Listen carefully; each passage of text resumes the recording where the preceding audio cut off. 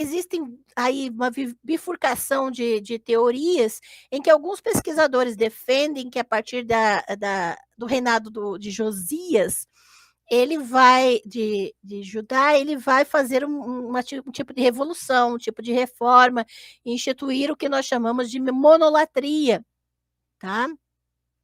E aí, quando a gente fala da questão da monolatria, é essa linha de pesquisadores vai defender que, a partir do Josias, então, as divindades vão ser proibidas e as pessoas vão ter que adorar somente a Javé em Jerusalém, é uma centralização do culto. Porém, o que nós temos é que somente dentro das narrativas bíblicas isso acontece.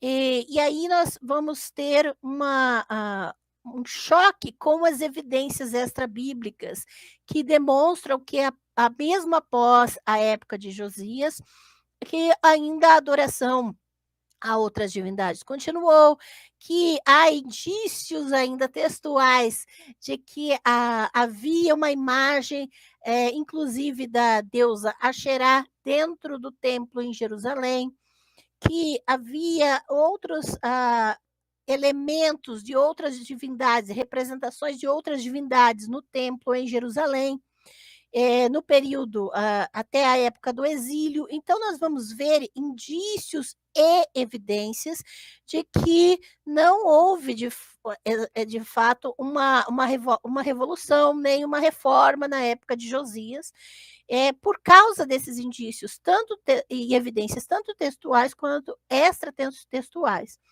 Então, o que se dá para defender, e aí a questão da honestidade metodológica tem que ser colocada em evidência, por quê?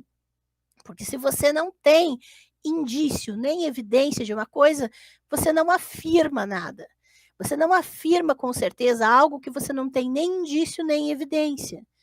E se você tem uma evidência ou um indício, você precisa dizer é só um. Não é uma questão fechada, porque um indício ou uma evidência não fecha uma questão, já não prova completamente algo se não está de fato analisado, comprovado e principalmente avaliado por pares. Então a gente precisa trabalhar, colocar à prova até mesmo as nossas teorias. É para isso que existem teses, é para isso que a gente submete artigos, para sermos avaliados nas nossas teorias, porque ninguém é dono da verdade. A ciência não se constrói como para fechar questões, dizer é isso e acabou. Não, a ciência trabalha com teorias, com teses e antíteses. Então, o que tinha-se há um bom tempo atrás é que a maioria defendia que, na época de Josias, já havia uma monolatria e que era possível admitir a centralização do culto a um Javé oficial, diferente daquele Javé do povo, que admitia conviver com o culto a outras divindades, que não tinha problema nenhum. Mas esse Javé, o culto oficial, ele é exclusivo, ele tem ciúmes, ele tem problemas, porque o culto a ele não pode conviver com o culto a outras divindades, né?